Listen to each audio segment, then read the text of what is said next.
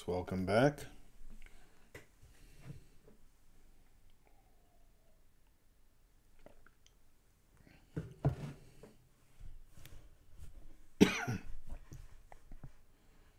Back for another writing session as I continue to work on the game Tales of the Harrowed Land, which I hope to publish within the next year at this time. Yesterday I had to stop the stream several times and restart it, and eventually cut it short because it was extremely choppy. Hopefully we won't have that problem today.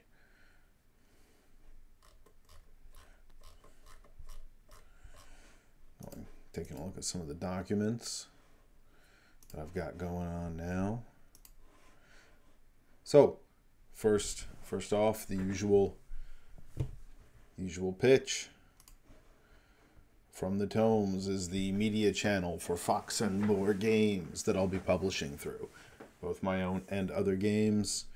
Obviously, if you're watching this on Twitch, you know this URL. If you are, maybe go to YouTube, search Fox and More Games, and subscribe there to the channel. That's where all these chats are going to be archived. I've got about 20 up there now, plus some additional content. There'll be some more stuff coming just to YouTube in the coming months. Oh, hey, there he is. There's Andy. How's it going? Hope you're doing well. Good to see you. Hopefully see you in person soon. So if you watch this on YouTube, come on over and drop by the Twitch channel. As you can see, I've started a schedule of a few times a week, plus one Wednesday night open discussion chat dealing with some topic of tabletop RPG gaming or related topics. And the relation topics tend to go all over. I haven't decided this week yet, which is uncharacteristic. Normally I make the event for it Monday and announce it and then post invites today, but I'm running a little behind. I haven't come up with a topic. Well, I have like half a dozen topics, but I haven't decided on which one yet. Also, the usual social media, Fox and Board Games, Twitter and Facebook. The URL is Harrowed Land RPG, and of course, thanks to everybody for supporting this. It grows a little bit each stream, really. Every stream, I sometimes get a few new folks dropping in. Some subscribe and hang out. Some just breeze through. Either way is cool. My rabbit hole of last night was actually coming up, trying to come up with a nicer loading screen or starting soon screen.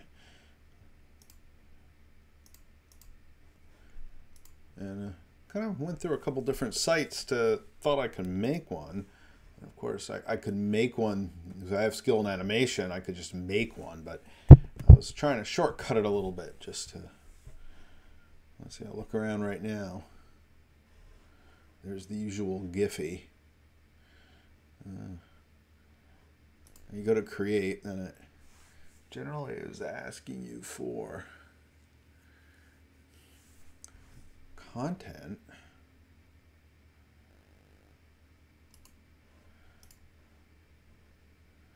And then I choose a starter, and it kind of doesn't let me go any further than that. Let me see what I got here. It was one really cool one, but of course it wasn't a free one. That's how it usually goes, right? Meanwhile, I'm a graphic artist and you know, visual artist. I could just make my own, starting from scratch. But that's just one more thing I have to do. Kind of at this point, trying to, I guess I'll share my screen. Show you all what I'm looking at.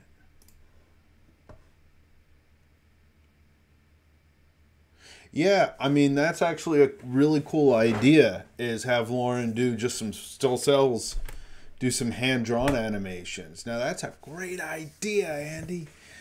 I think I'm going to maybe talk to her about that. See where she's at. I know she said she's behind on the maps, and she's a little stressed on that.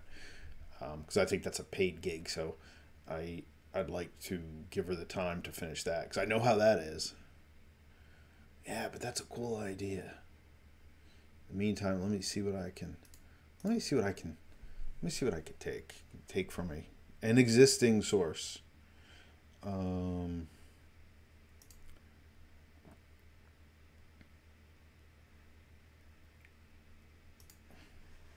That's what I'm looking at right now. I mean, a lot of this. There was actually some cool dungeon environment type gifts, but then it wouldn't let me transfer it over to this background maker. And I know this is all about, well, it's kind of cool, right? Or this one's actually pretty. Top Gun, what's that? Oh, I guess it is airplanes. I thought that was a desert landscape. I thought it was a cool desert landscape with like ruinous castle imagery. No such luck. Upload my own. That was kind of interesting to look at.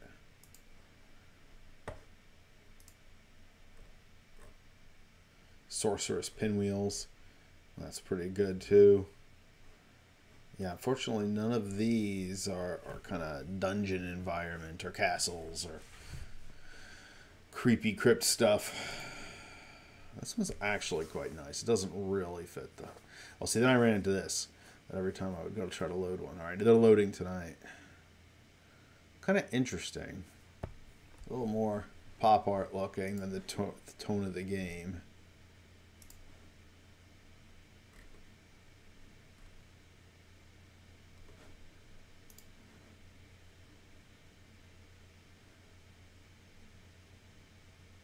Yeah, possibly.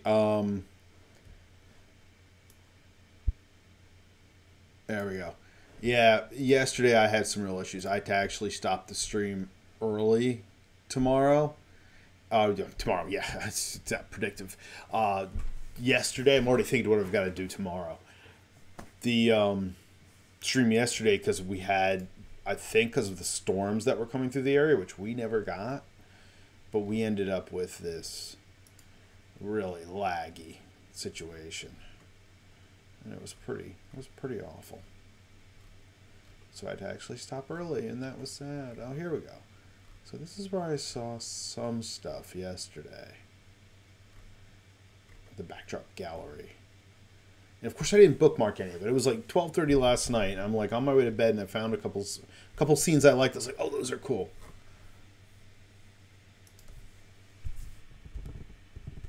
Yeah, this is where I think I searched dungeon, and I actually came up with a couple. And some were video game, but then some were kind of cool, like this one.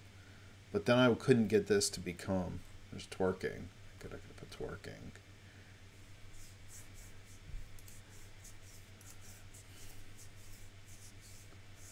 Yeah, I don't know. You know, as anyone who's been to my house knows, the Wi-Fi is now pretty stable. But anything else, forget it. And even the Wi-Fi sometimes, it's just. That was from Rune too. Is it from the old video game Rune? That was actually a really cool game.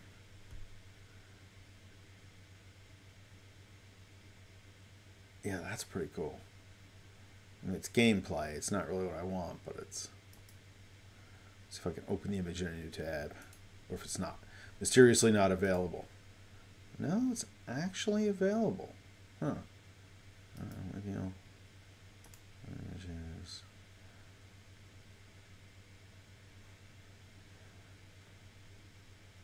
Yes, then it won't let me save it as a GIF. But I want to save it as a GIF and use it on your site. Copy image address. Let's try that.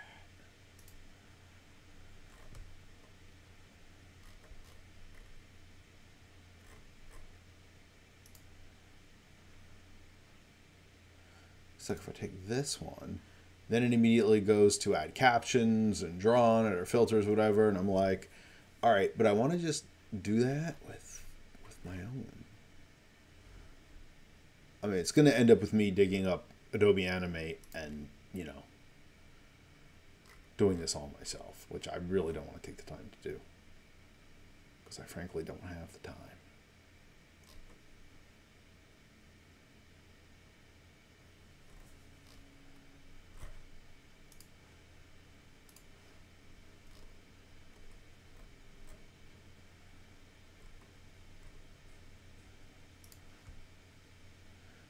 Whereas if I get some cool images, it would take nothing to pop it open in Photoshop or animate and then make a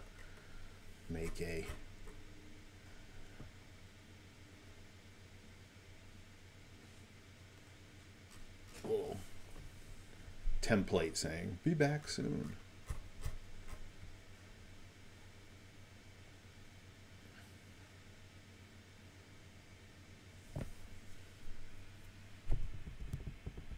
Are you home today, Andy, or are you at the office? Or maybe you don't want to incriminate yourself and ask. Or rather, answer.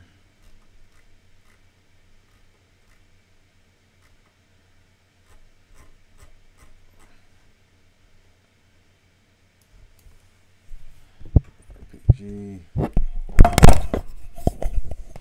That's real good. Yeah.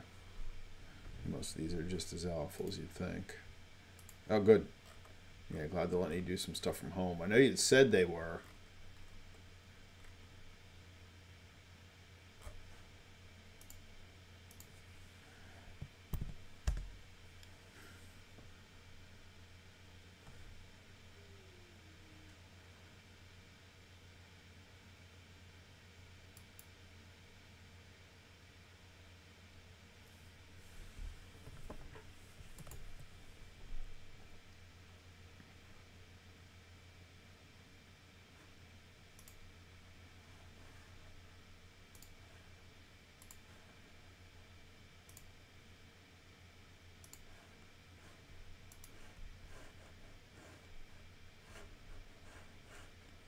Let's see if it'll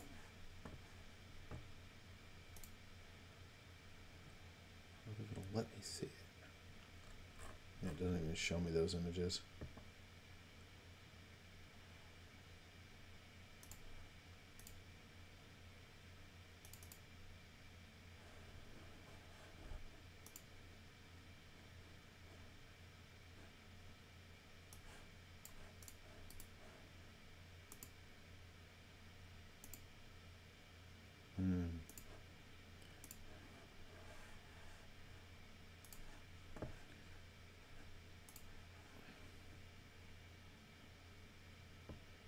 Yeah, it's exhausting. All that kind of stuff. All that kind of paperwork is exhausting.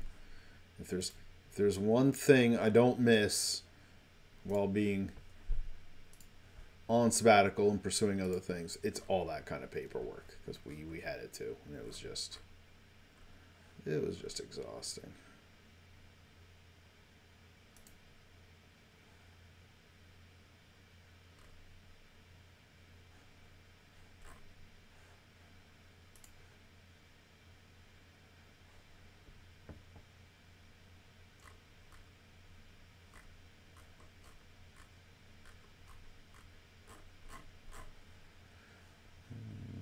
Let's see.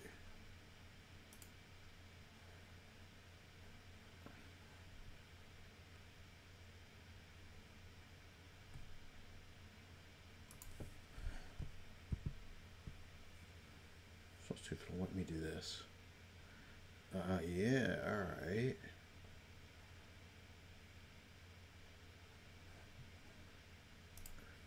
There we go.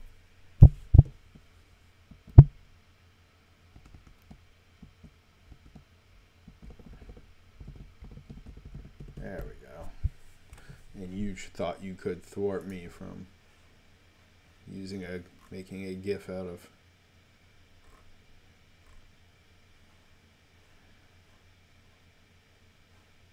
copyrighted materials. Of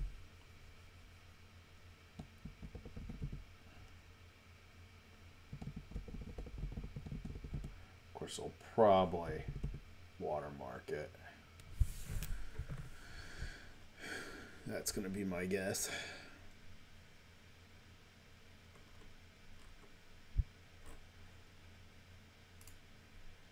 Sparkling text. Because there's so much sparkling content in this.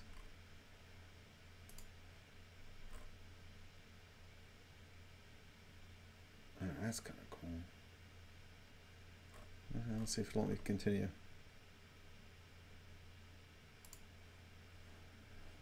Let's see.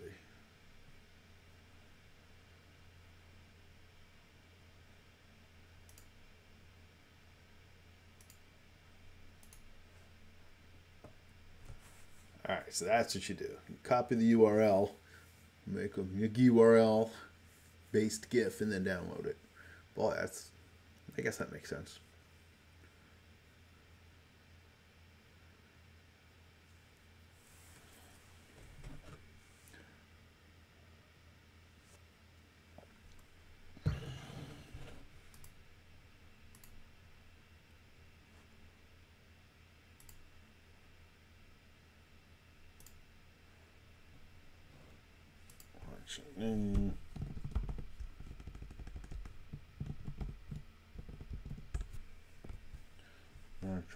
Create a collection.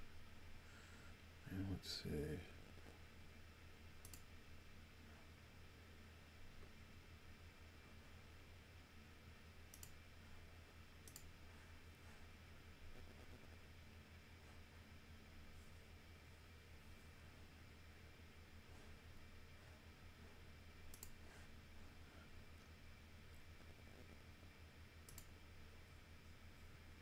Yes.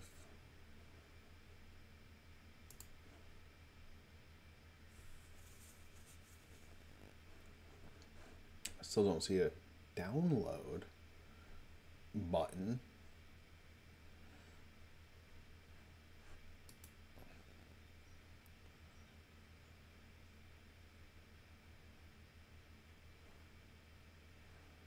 I wonder if I just stream it as a file.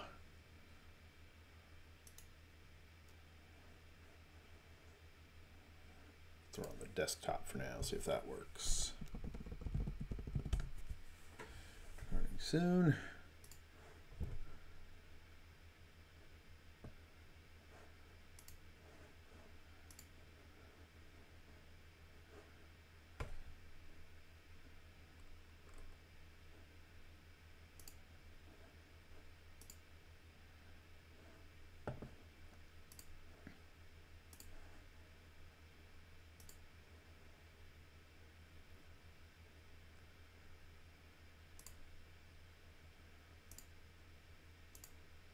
Now, what do you know?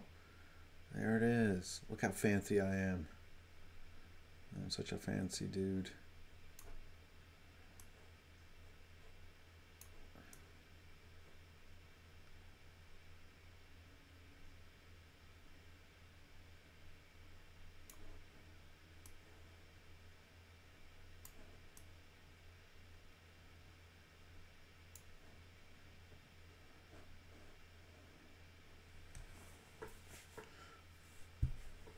A little pixelated, a little more pixelated than I would like.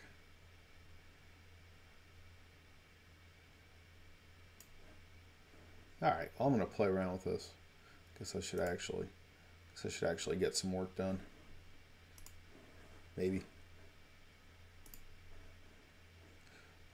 Starting some GIF. Let me actually move that to a folder where I'll be able to find it later. Just with my other massive junk on the desktop.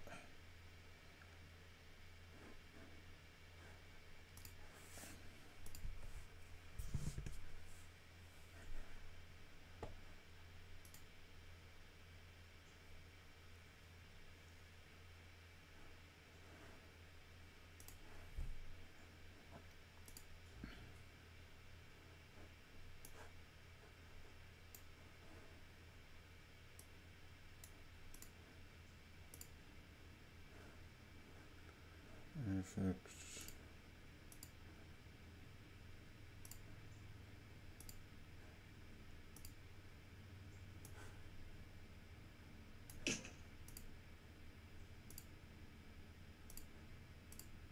Should get in and organize these files at some point there. All right. Starting soon. Browse. Tones graphics starting soon. There we go. Smart enough to find it. Yeah, not bad. Not a bad start. Okay.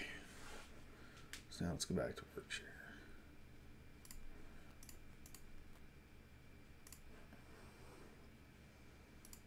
And there we go. And I'm definitely developing some proficiency with this interface, which is very robust. That's been part of it. Is it's almost, I don't want to say it's too much, but it's almost too much to just jump right into and try to do everything at once. Yeah, so yesterday I went through and began thinking about what's required in the various sections. So far I've got the introduction in chapter 1 of the actual game document done, including mechanics overview, basic mechanic overview, using the dice, what you need to play the game, time in the game, what's a role-playing game, all that kind of stuff. Let's see what else I can chew through today.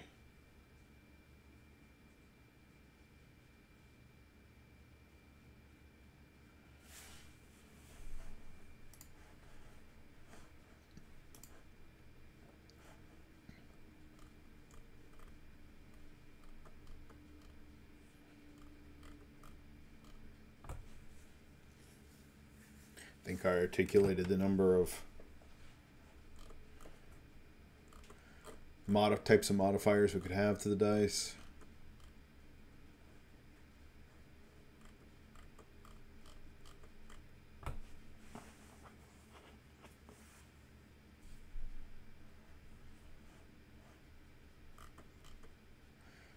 Some of this stuff, the more I look at it, the more I wonder, like, is this going to end up in the Game Master section? I don't know. Is this stuff a player really needs to know up front?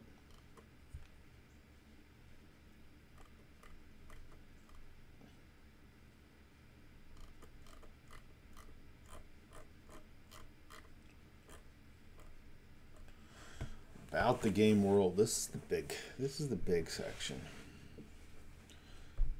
So I think we're going to start a new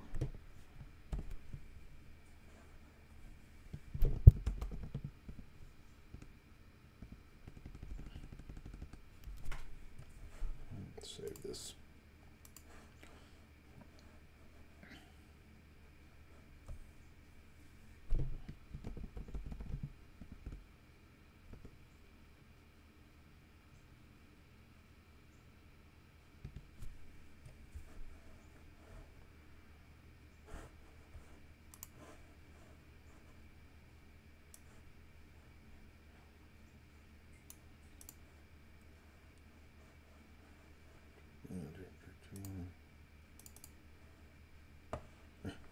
Alright, so yeah, I haven't started that yet.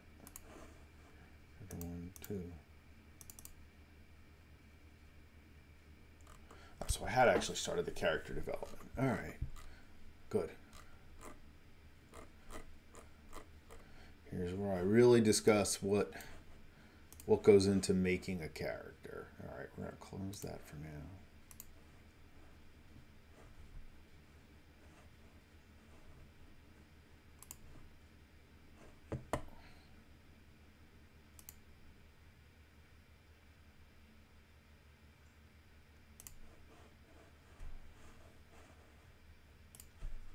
Parts of a hero. That sounds like a loaded statement. Parts.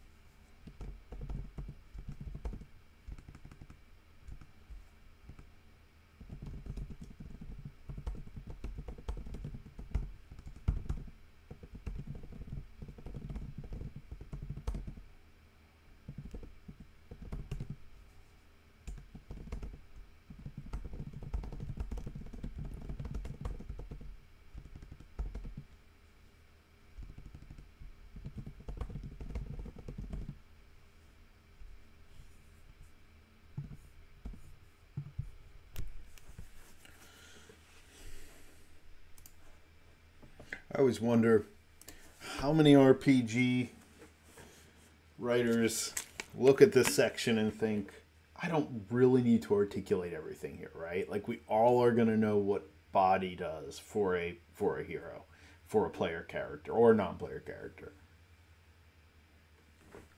Like people will use a reasonable level of deduction and go, body. That's about physical strength and power and taking damage, etc. And then you run a play test and you're sitting there going, yeah, no, I have to go back and rewrite that because nobody's getting that's what it is.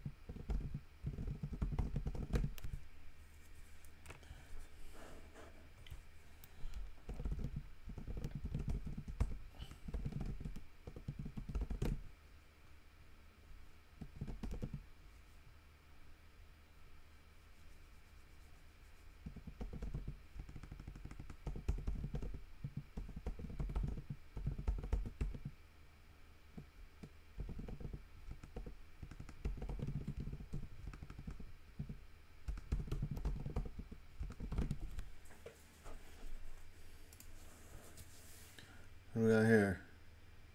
Oh, what have you stumbled upon? Well, I'm writing my own RPG. Noxious Demir. Cool. Yeah, no, I'm writing my own RPG, and I'm kind of just tracking my work. And I'm doing it to, it's a sword and sorcery RPG, kind of a darker fare, completely unique system and unique world. And working on it for a few years. And it's kind of become my job for at least a year. So I've decided to stream it and I've decided to track my progress. One, because people have been interested in the process and the progress of the game as I look to a publication at this time next year. And two, to kind of keep me accountable, right? It's really easy to say, I'm going to work on that game tomorrow. I'm going to write that tomorrow.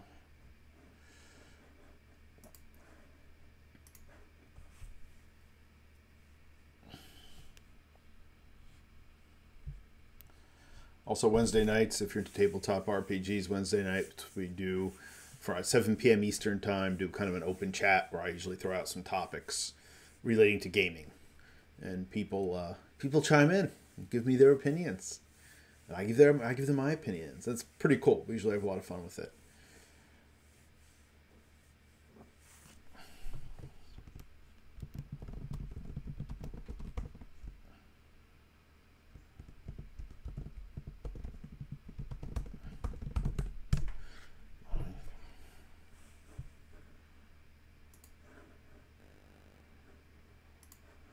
I like when people stumble into the stream.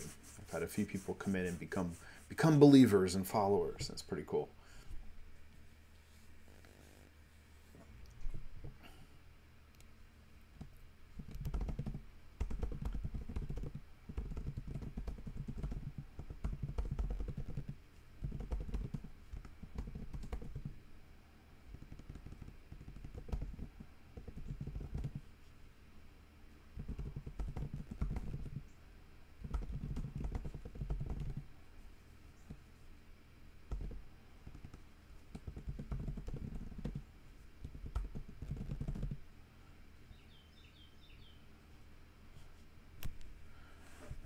Sitting here, I realize I haven't actually discussed resistance rolls yet. So I'm going to use the term resistance roll. And then someone's going to read it and say, but you don't ever explain what a resistance roll is here.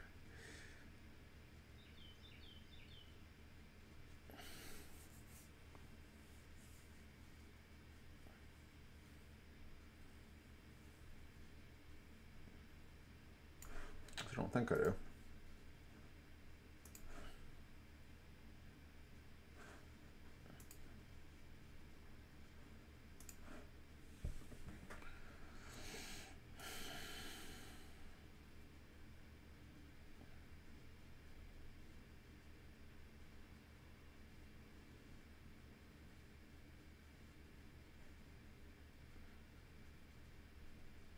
So I should have a types of roles category.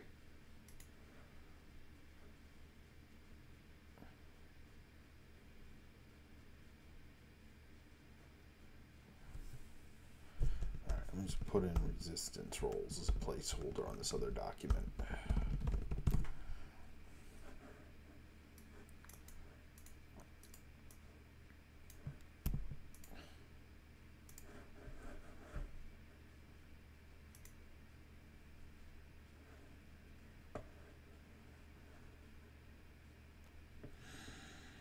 Now that's a good question.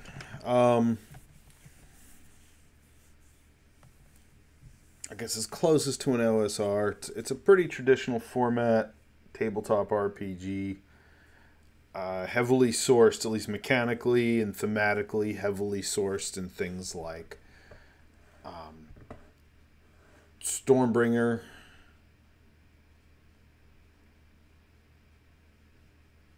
Yeah, that's what I'm actually working on. I do have a little bit of that Stormbringer. I borrow heavily from the early storyteller system. So there is a very high narrative element. I mean, it's not so much about, you know, killing monsters and taking treasure and going up levels or whatever. Although I would argue that most D&D games aren't like that at this point either. That they're more character driven. This is heavily character driven and character centric. It's a non-level progression based game. It's entirely skill based.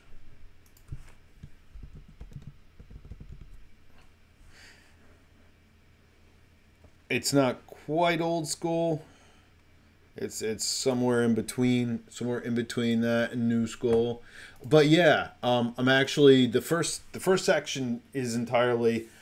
Let me go share that since you asked. That's actually what I was working on yesterday. I mean, I have hundreds and hundreds of pages of the different components of the mechanics, and the world building and the system building or system mechanics, but I haven't gotten into a document yet that is really coherent, and that's kind of what I'm tasking myself with at the moment.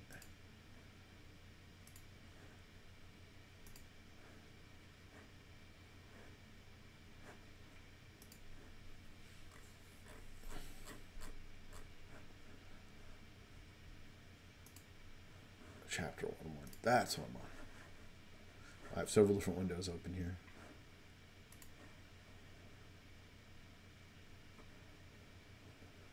But yeah, the how to use the dice is actually going to be the first section, because it is a little non-traditional.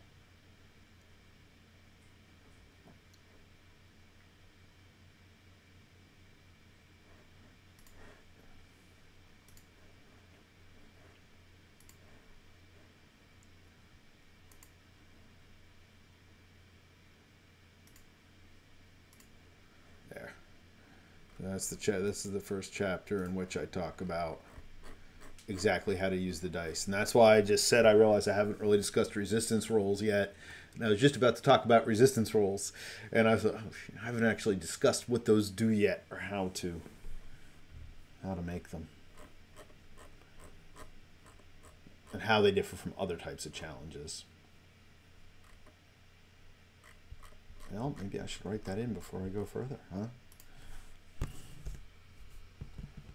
But yeah, I pick up a lot of... I don't read as many game books as I used to. Kind of random games. But the one thing I have noticed is there are quite a few games out there that you pick it up and you get a third of the way into something and they say, well, they didn't really tell you actually how to use the dice here.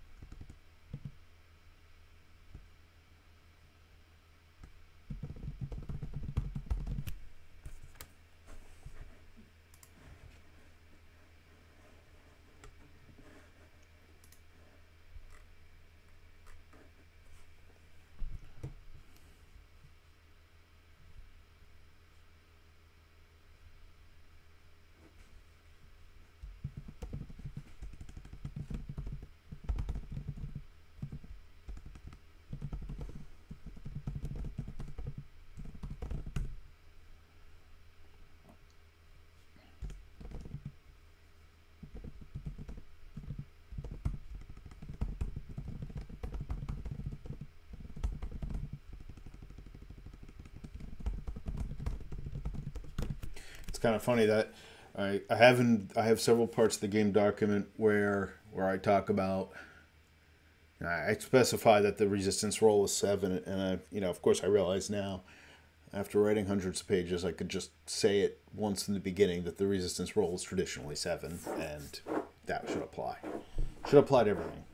There's no cat bombing today, unlike yesterday, but there's a large dog scratching on a rug next to me. So if you hear weird noises, that's what it is. Resistance roll is 7.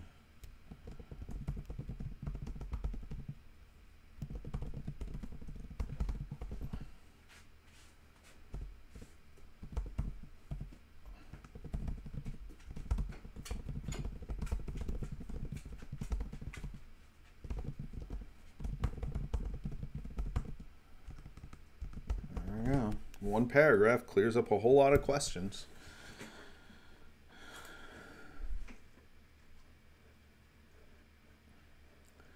So do you play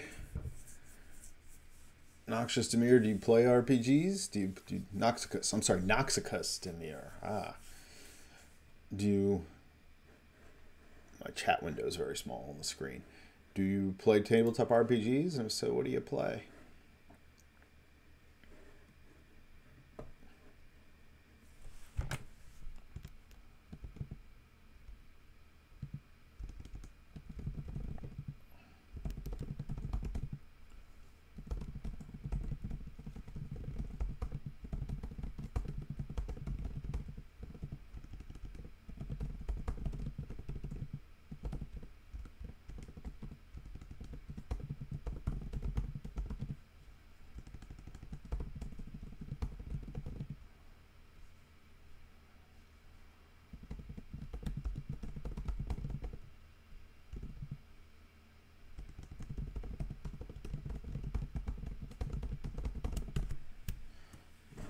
Effective duration.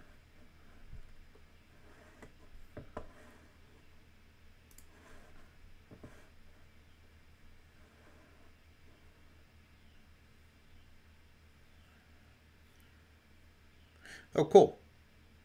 Yeah, you're like a buddy of mine. A good friend of mine who usually comes on Wednesday nights, Neil, who I've known now for many years. He is encyclopedic.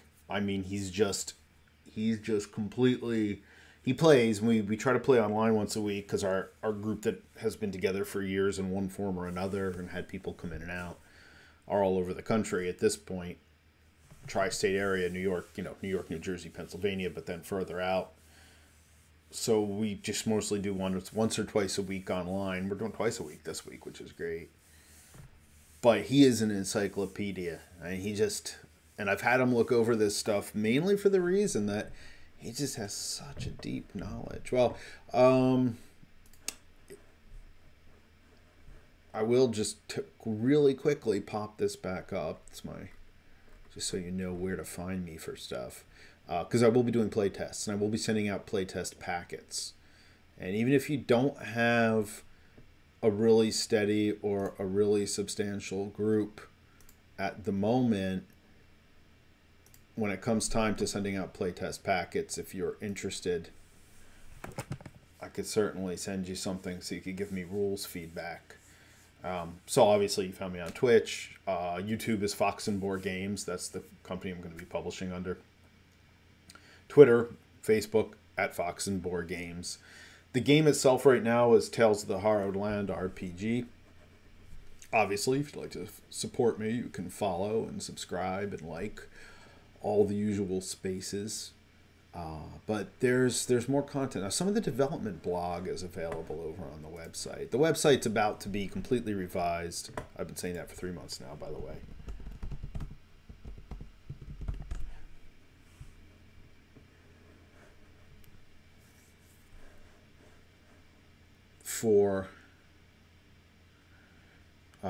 It's going to be completely revised, and the Fox and Boar Games website. It's going to kind of supplant the Tales of the Harrowed Land site, but I'll be transferring the developer blog over.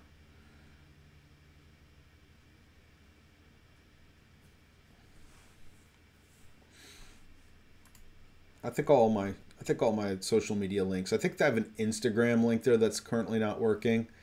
I I had some security issues earlier this year, and I lost a really robust account, social media account, Facebook and Instagram, and I was just frustrated enough that I haven't really spent the time to remake it. But anyway,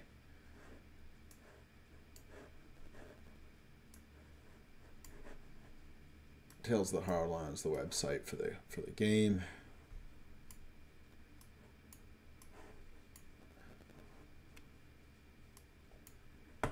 And if you go to this, it's harrowlandrpg.com. It's just a little Weebly site for the time being. And if you go to the news and blog, that talks about it.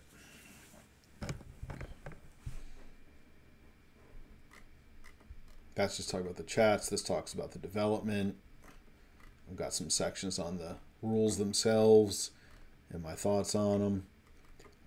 The art is all an original artist by an amazing artist specializing. Like, he's a classically, traditionally trained artist, but he's painter. But he's always had an interest in dark fantasy and sword and sorcery and all this kind of stuff. So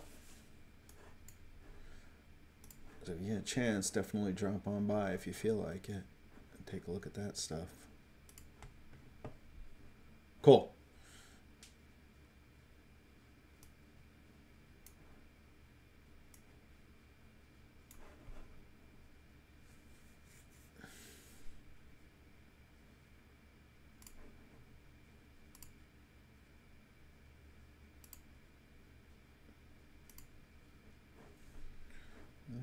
So resistance rolls. Yeah, and like I said, that's actually why I'm going through all this, because I remember it was during, we had a almost 2-year-long advancement play tests with the core group, and it was somewhere through the end of the play test that I realized, wow, I never even defined this term in the rules. I've been using it in the play tests, and all the players know what I mean because they know me and they've been playing with me, but if somebody else picks this game up, they're going to have absolutely no idea what I'm even on about. Alright, I think that's enough for that. Let's see, so let me go back to this.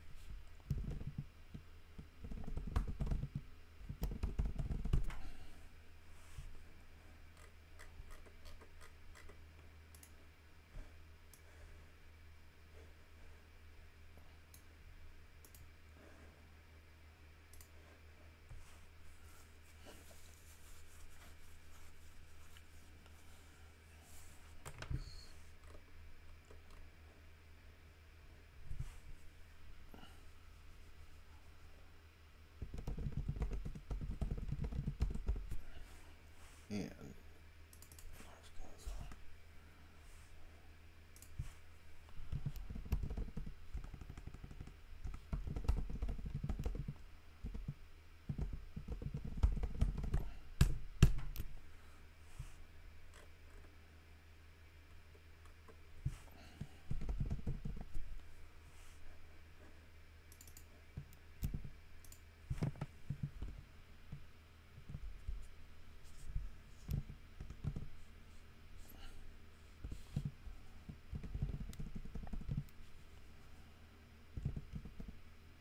finesses. No, not finesses.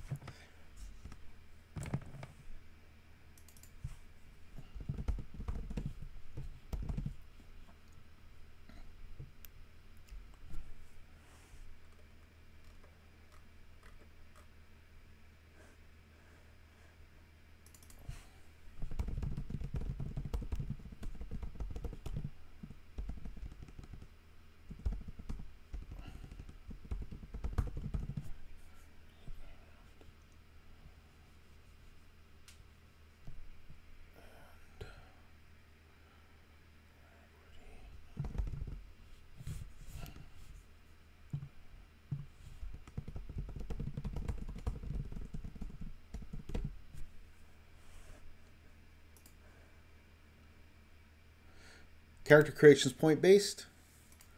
You basically just have different point allotments. Like, let's say starting with your attributes, that's your, your mind, your body, finesse, whatever your traditional character attributes that indicate the physical makeup of the character. Then there's skills, which are also point based, and your body and your skills are added together. The total numbers are added together to form a die pool. And your die pool is what you need, what you use to do things within the game. And this generally, for starting characters at any rate, moves between, on average, low average is 3 to 5, up to 10 to 15 for your high averages. And the characters in this game are super powered. I mean, they are, if you look at traditional fantasy and sword and sorcery, you come out of the gate being at the level of, maybe not Conan the Barbarian, but maybe someone, close to his level, or potentially his level of heroism, greatness, power, whatever. Then there are the gifts, and the gifts are what give you your heroic abilities, your supernatural abilities, your advanced combat tactics, the ability to do things that seem superhuman mentally or socially, and then of course magic and stuff like that, and actual weird powers. And again, it's all a point system, and I allow some interchange of points between the pools. Like if you want to sacrifice some from one pool, you can boost up something else within reason.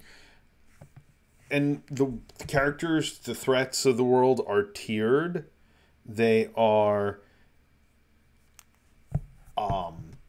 go from, I kind of use a system similar to like a mook system, or a, non-essential character, a secondary character system, where a lot of the foes you face might be like a group of 20 low threats.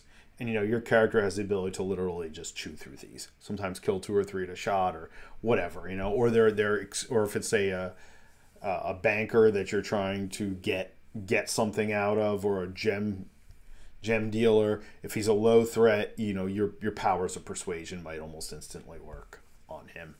Whereas an average threat is, like slightly tougher, than your high threats are equivalent to you. And that's when the die rolling really comes into play. I wanted to create a system in a world where a character could do most things a heroic character, say in a movie or a book, will do, and not really have to worry about it, and not have to roll for it. And it's not quite the level of storytelling or the fluidity of Fate, which is extremely, story-driven and narrative-driven.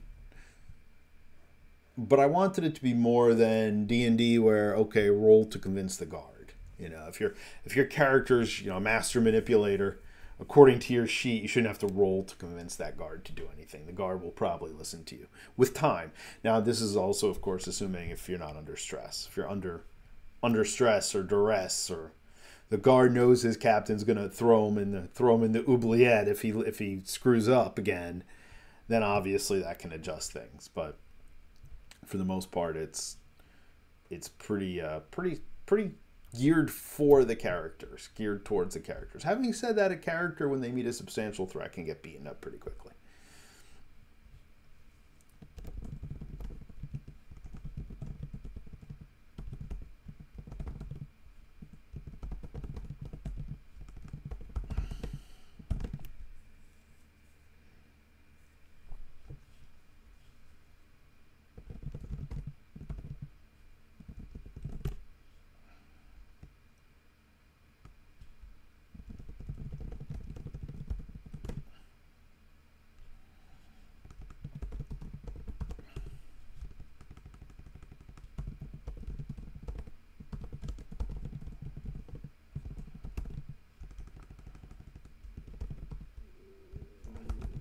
And the world's a little different. The world's not medieval, European medieval. It's closer to something like Fertile Crescent, Bronze Age, Fertile Crescent, maybe late Bronze Age, early Iron Age, Fertile Crescent.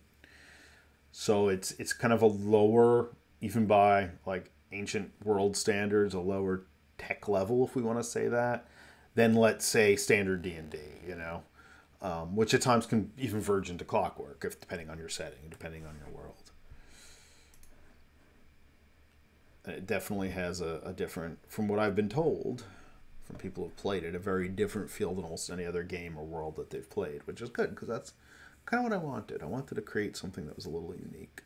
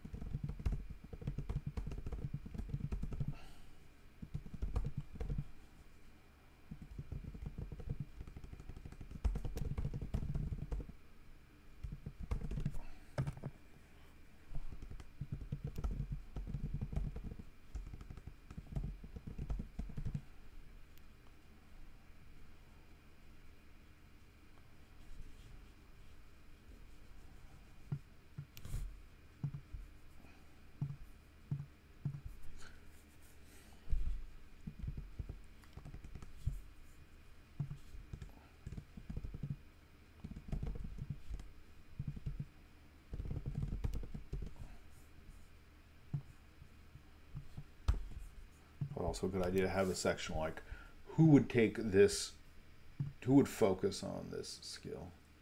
Sword and sandals, yeah, a little, maybe, yeah, yeah.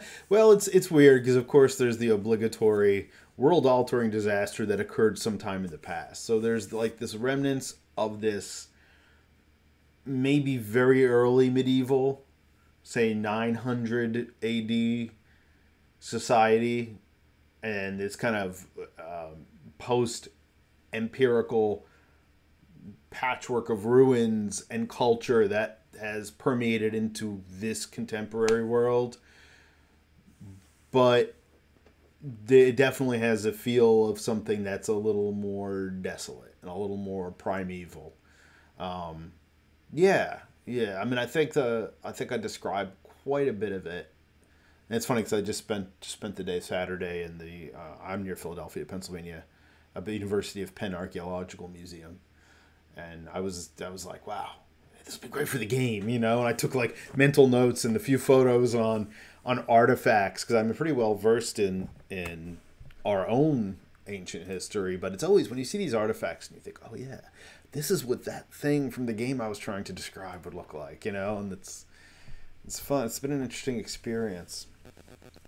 It's also non-Eurocentric. A lot of the cultures have a South Asian feel to them. South Asian,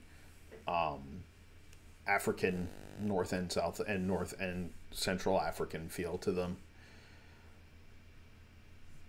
And it's kind of a delta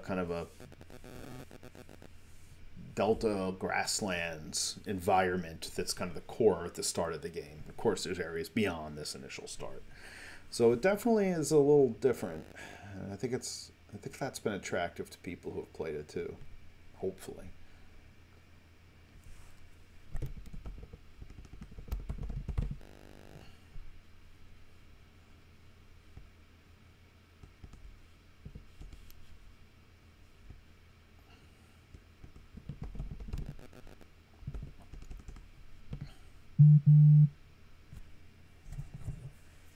Expecting a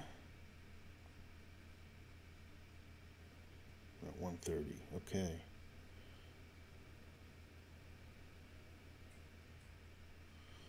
Actually, one of our regular gaming group who doesn't live near me at this time is actually going to be in town today. He's going to stop by.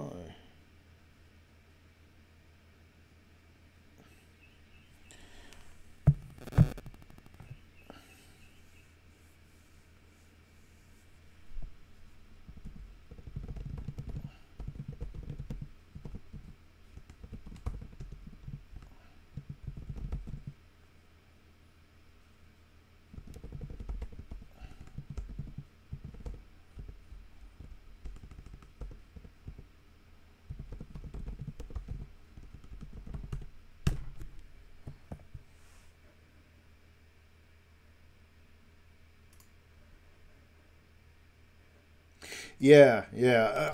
And that's I've actually talked a lot about that. Part of the I'm on an academic sabbatical to finish this game. So as I joke around with everybody, whoever thought 15-year-old me, well over 35 years ago now, would ever have thought that he'd ever, be paid to sit home and play, write a role playing game. But part of how I was able to position it as part of an academic sabbatical is that I did quite a bit of real world research into non Western cultures. And I've kind of really tried to highlight underrepresented cultures in fantasy games and in historical contexts. Now, I mean, there's a lot of games that have done it now, like Assassin's Creed, of course. It has whole game environments that are exploring alternate parts of our own history and our own world. But even as far as pen and paper RPGs, the most recent Pathfinder, one of the most recent Pathfinder books, which describes the Melwai Expanse, is one of the first ones to ever address these cultures in a traditional RPG setting, except for some of the really early, like, Oriental adventures for first ed D&D, which, of course, now we look at it and it's kind of more about kung fu action movies and ninja movies than it is about anything historical, which that's okay too, That's all right. That's cool too that at that time there was the option, but I think there's so much that can be explored from our own history that's mythologically, culturally, historically, that has been neglected in Eurocentric RPGs. Especially as a person who also studies a lot of medieval and Renaissance history, we now know, of course, that a vast amount of what we learned about where things came from in the Middle Ages was incorrect. There was this huge North African influence all throughout Europe throughout that entire time period, going back to Viking era trade routes. We never hear about any of that. There were entire African and South Asian quarters and Arabic quarters in a lot of Renaissance cities in Europe that no one ever talks about. Some of these quarters have been there for 600 years, and most history books have ignored it.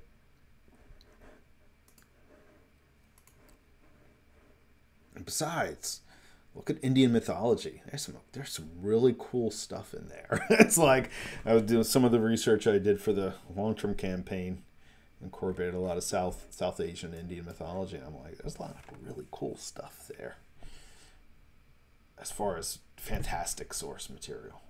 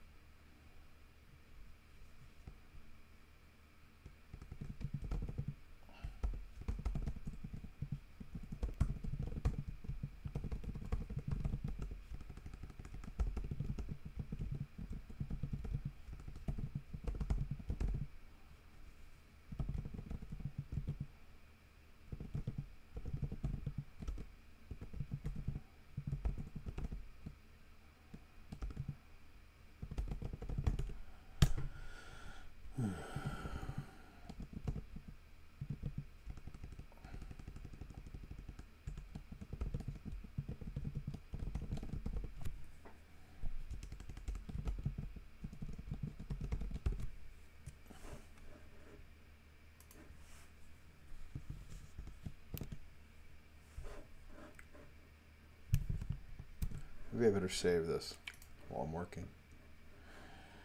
I always tell my students, I'll write here for 2 hours and something will happen. Oh wait, I didn't save that, did I?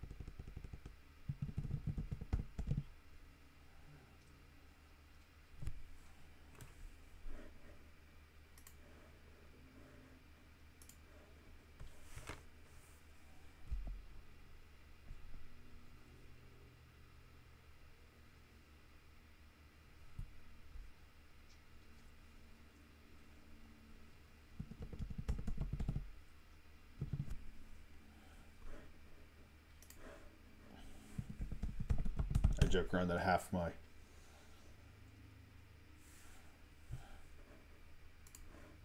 my time writing is actually looking up words. Like, is that really a word? I just use that word. Is that really a word? What exactly does that mean?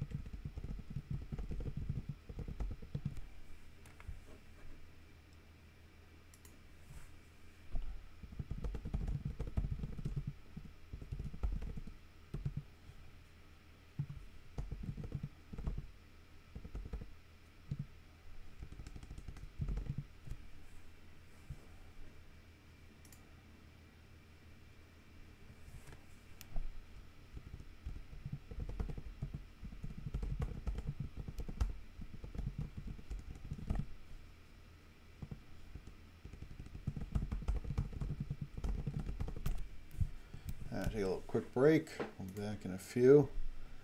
Hey, there he is. There's Tom. Things are going pretty well. Got some writing. It's kind of funny. I started on one section of the document discussing the attributes and resistance rolls, and I realized I never defined a resistance roll in the section on dice rolling. So of course I'm like, oh, okay. I'm going to take a little break. I'll be back in a few. Let's see.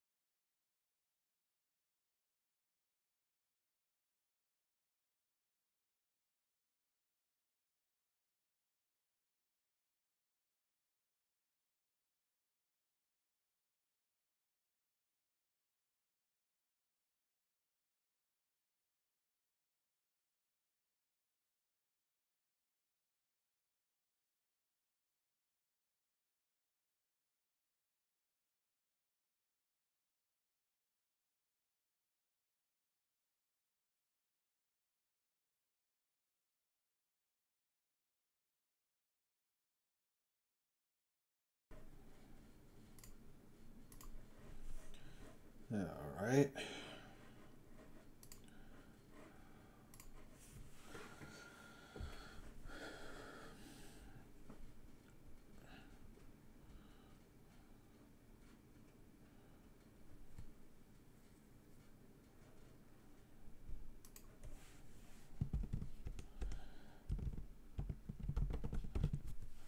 There's an entire underpinning in this game for it to become a simulation. Meaning, if somebody just wants to play a blacksmith running a shop in like a trade city, they could.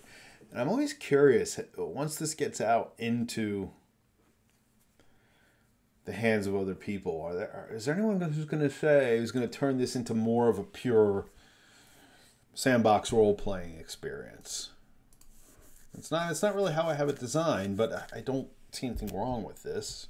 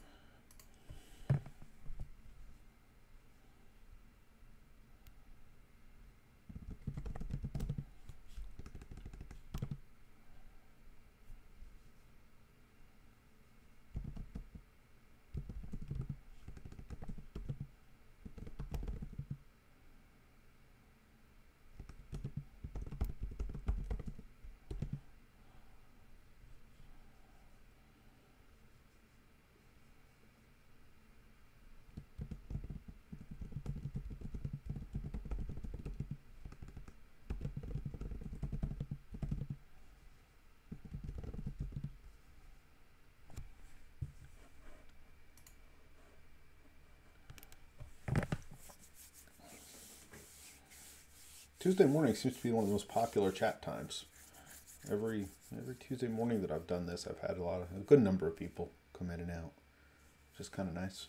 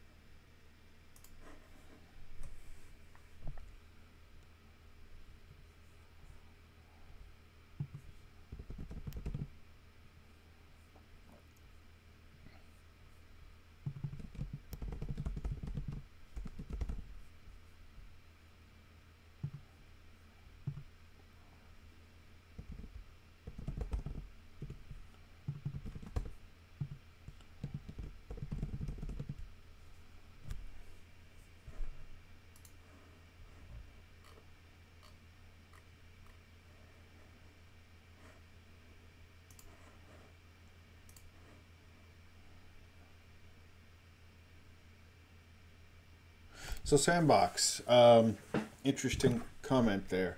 So sandbox indicates kind of an open world environment where there's less of an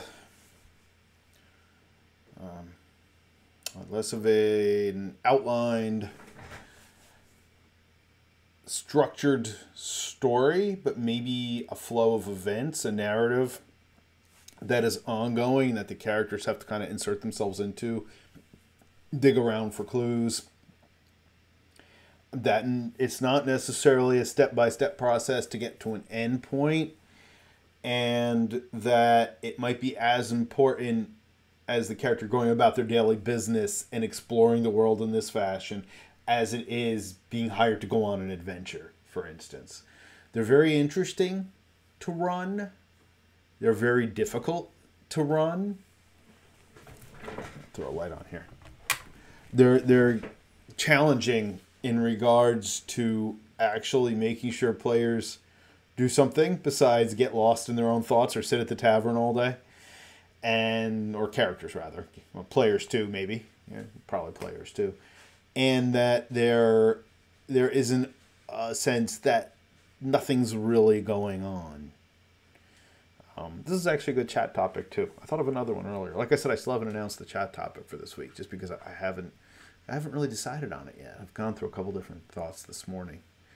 But sandbox versus structured is an interesting one. So the Call of Cthulhu game I recently ran, the Down Darker Trail set in the old west town of Pinos Altos, was a little sandbox where there were these things going on around town, both mysterious and mundane, that the characters had to respond to or inject themselves into to get involved in the plot.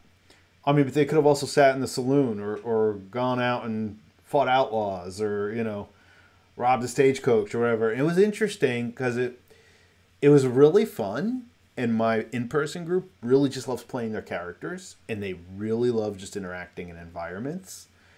But after a few weeks, I had to actually rein it in. And I had to give it more direction. Because there was too much.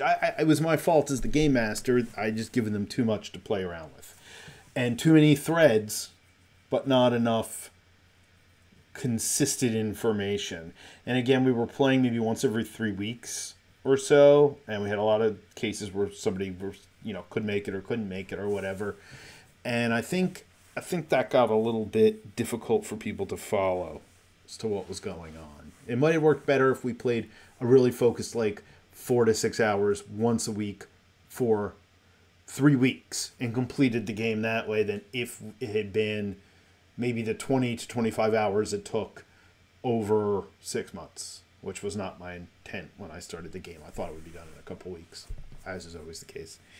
Similarly, our Warhammer Fantasy game on Thursday nights just ran into this issue that we were set up in this festival and we'd follow clues to this city that this has been a campaign going on for 2 years now. Follow the clues of this witch, this evil sorceress to get to the city, and then there's this festival going on, and we kept attending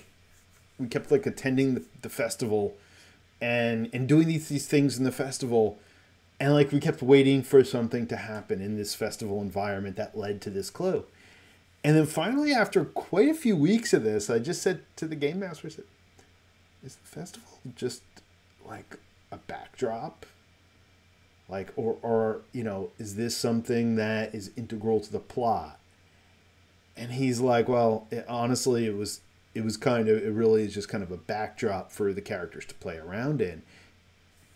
And the module was written like this. The module was originally, the story, the Enemy Within campaign, was originally written in the 80s. And this was very typical of a lot of early games where the plot wasn't always so clear. I mean, okay, Tomb of Horrors or Keep on the Borderlands or whatever, where it's okay, it's a dungeon.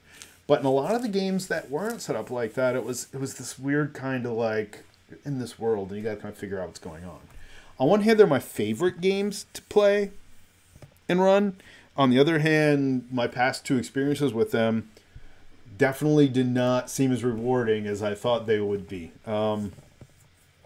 Maybe it's because as adults we all have less time to do things. Maybe it's because you spend 3 hours of your once a week game, which is 4 hours, kind of just wandering around. And maybe it's just the whole nature of gaming, of why we game at a certain point in life, has changed.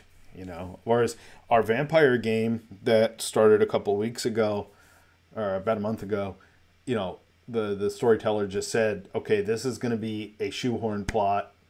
Just so you know, I know all your characters are rich and have these rich in background and have these motives. But shit, if we want to get anywhere in this, I'm going to have to like kind of put you on this track to start. We were like, okay, yeah, that's fine. As long as that's what we know, you know, we know that's what we're going into.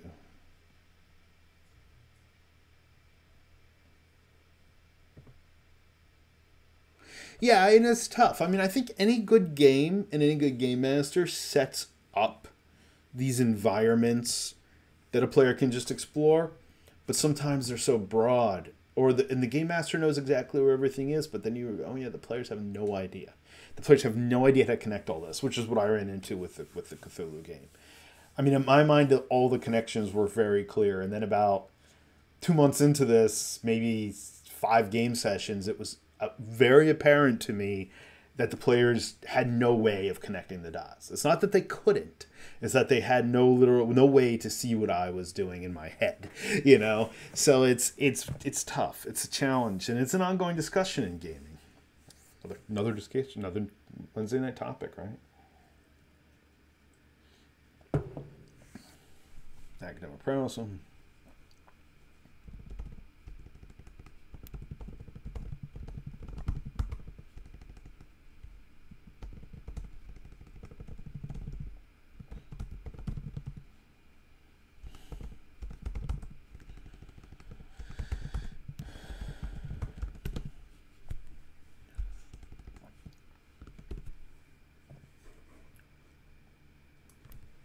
Let's see.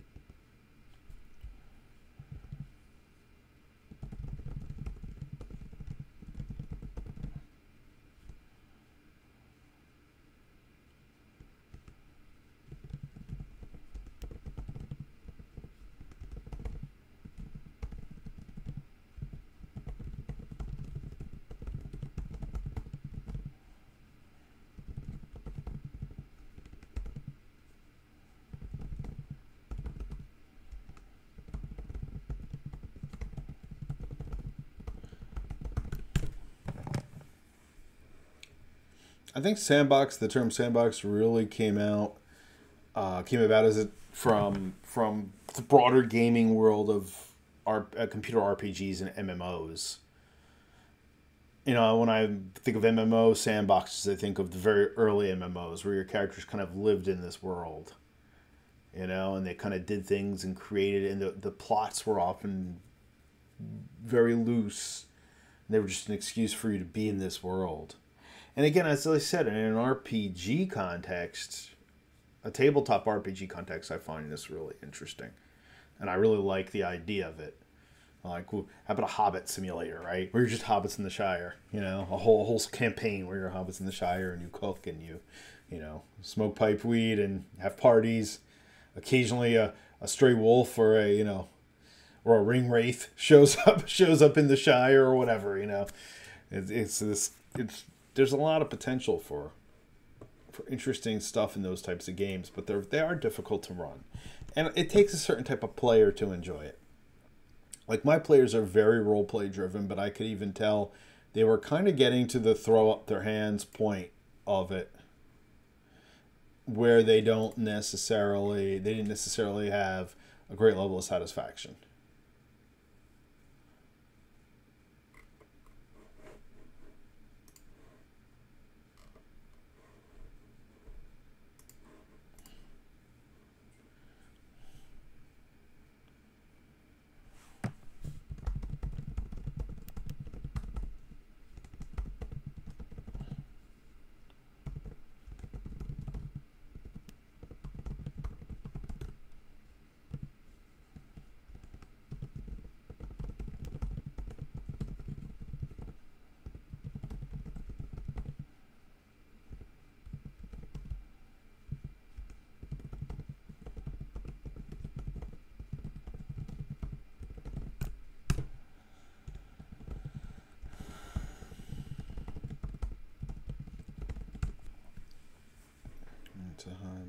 score? Good question.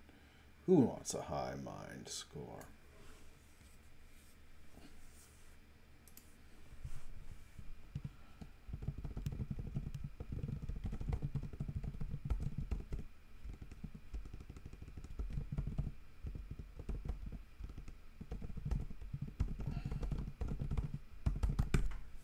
It's also a function of mind.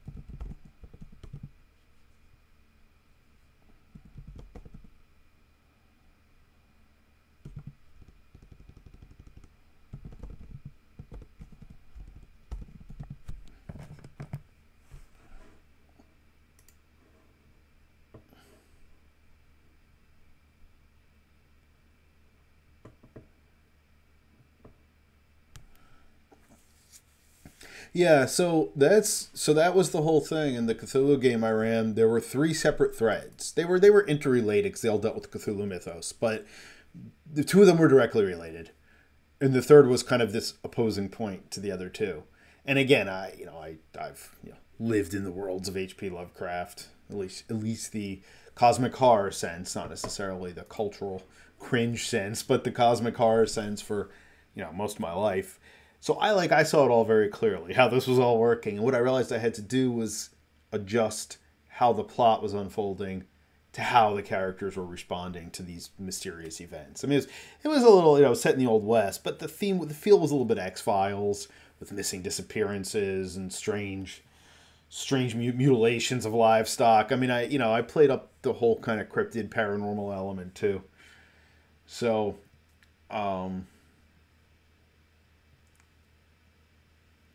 yeah, how to connect the characters to the story that's a really good one. That's actually let me borrow that. Maybe I'll use that this week. I don't know, but this is interesting. These are interesting too because I have a sheet going of potential. We discussed it yesterday. Connecting character to story is a big one. Oh yeah, no one cares about your backstory. That was one of my topics too. I think I offended people on a D&D list one time when I said that. No one cares about your backstory. I'm being sarcastic, of course, because I always have a backstory for characters. I think I even said that to somebody a couple of weeks ago. I don't care about your backstory. No one cares about your backstory. Connecting story to characters. Sandbox versus guided. But yeah, I think what we're talking about here is kind of how Sandbox needs to work, is that you have to be flexible enough to adjust the game and let the players dictate it. Now this goes back to player agency and something else we discussed in one of our Wednesday night chats, like how much of the game master is your brilliant ass ideas versus, I just realized the document I'm sharing is in the document I'm working on. Yeah, I really like this environment, but I switched it back to chapter 1-2 and it didn't switch it back to chapter 1-2, and I'm really annoyed by that.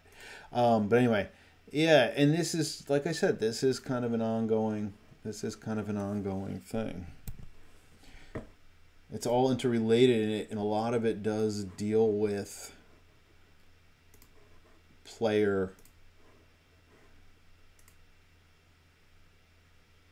Oh yeah, there we go. All right, so let me bring it up here.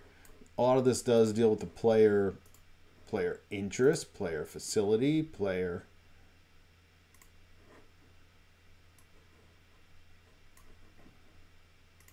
Man, the window share definitely needs a little work in this because it keeps doing really strange things.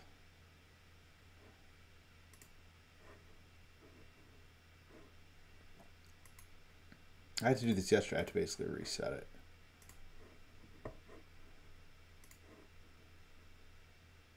Window capture. I guess I should just start it up fresh every time I start the software back up. There we go.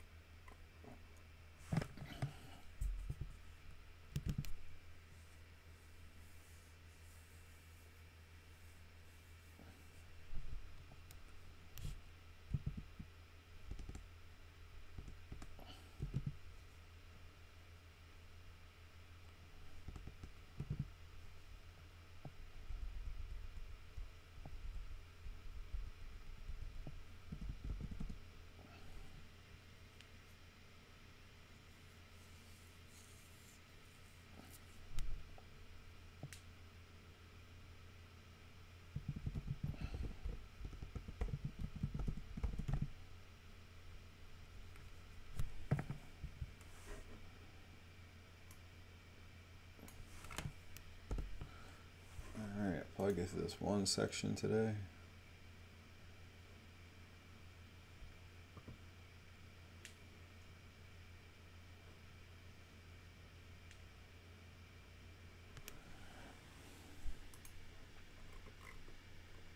Alright, that's what I'm trying to do the whole time.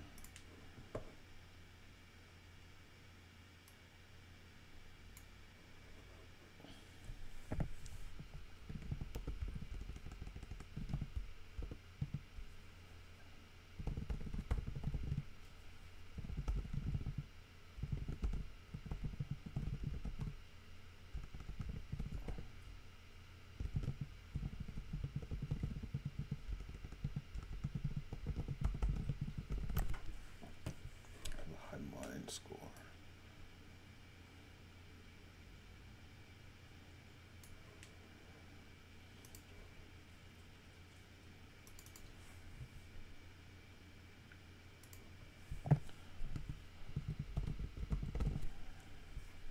And last but definitely not least, presence.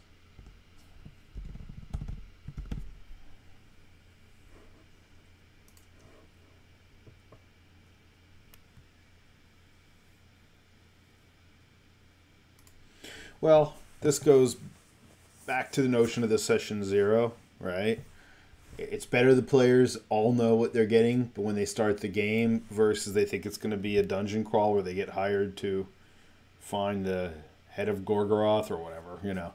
And then it ends up being a game where they wander around a village and chat with the cooks to get clues. You know, and you also have to make sure your players want the type of game that you have in your head. And as I said, I'm lucky. I have a really easy group. All my friends in person who are local, I mean, they just really love playing. So they'll go either way. They'll go through a dungeon crawl or they'll go through a social interaction story and clue finding story.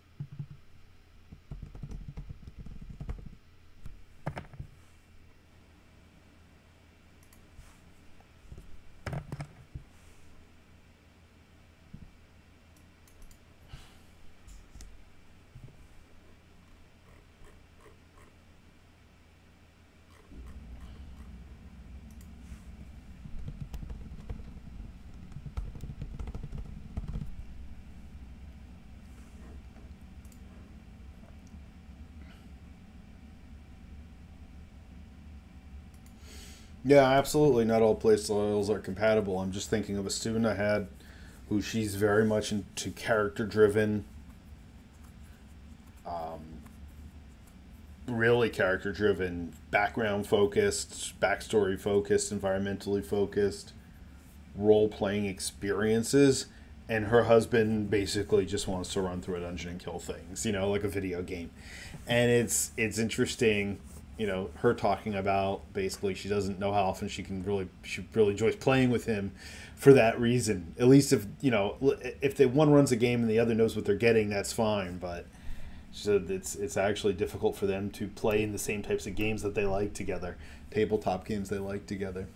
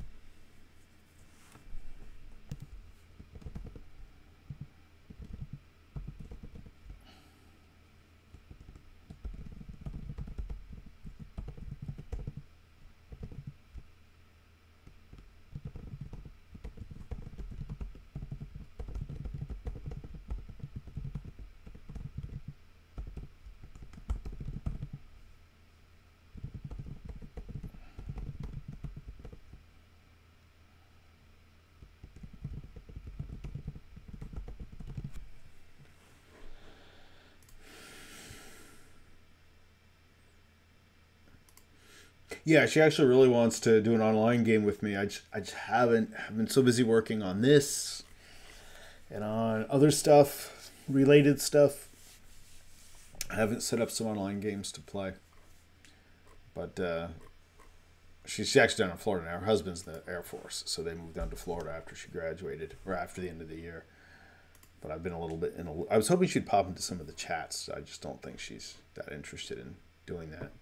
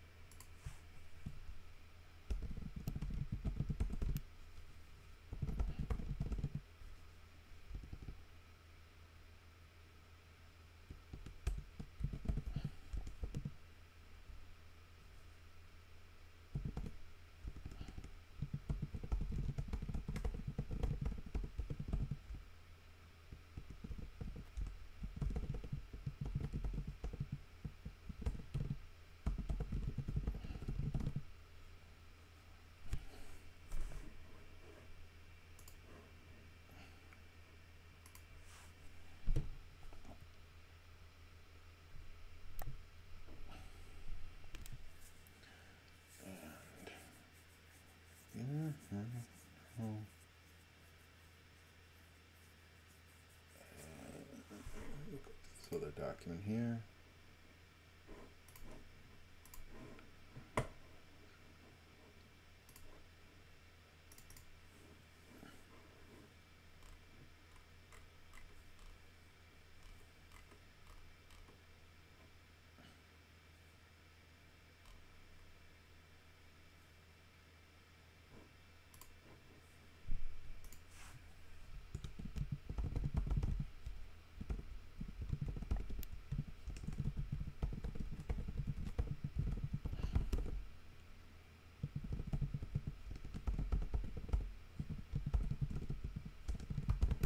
Things like initiative have become such ubiquitous terms in all of these games. Whoever thought, right?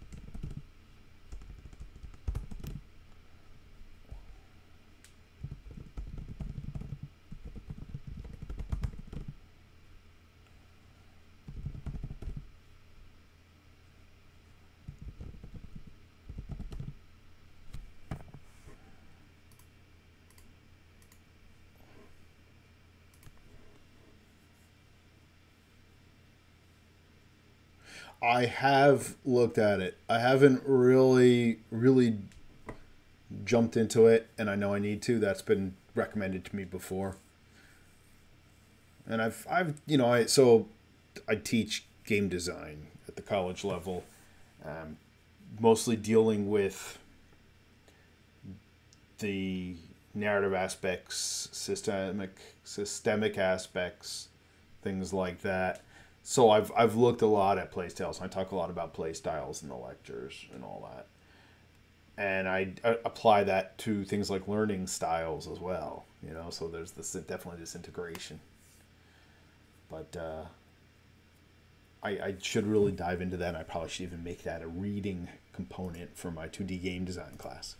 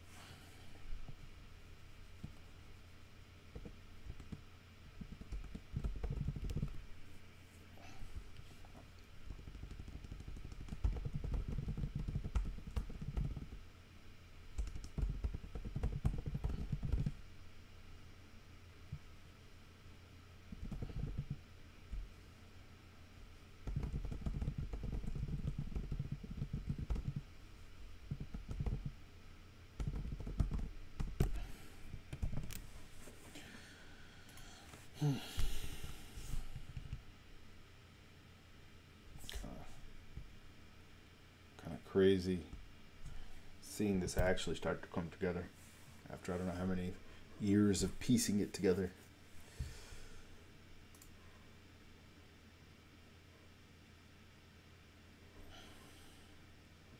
Yeah. Strong feels about session zeros. Yeah.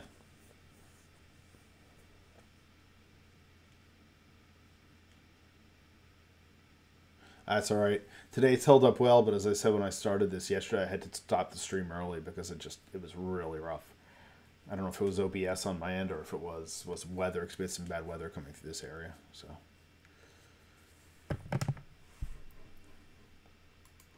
all right, friends. I think I will actually be cutting out because I have one of Curzon, one of our regular attendees, is actually stopping by in person in about 15-20 minutes, which is nice. So thanks again for tuning in. It was nice to meet you, Noxicus Demir. Hopefully you'll stop back in either on Wednesday nights or throughout the days when I'm streaming. Wendell and Andy. Yeah, no, thanks for stopping in. Wendell, Tom, and Hope and Flames Andy. Hope you guys are doing well, and hopefully I'll see you again throughout the week. And I'll put this up here just for all those who might watch this later. I'll pop the plug screen up, where to follow me, where to follow the game. Thanks a lot. Glad you liked it. Anybody who wants to pop in and take a look at the projects are welcome to do that through there. So with that, have a good day, and I'll see you again throughout the week.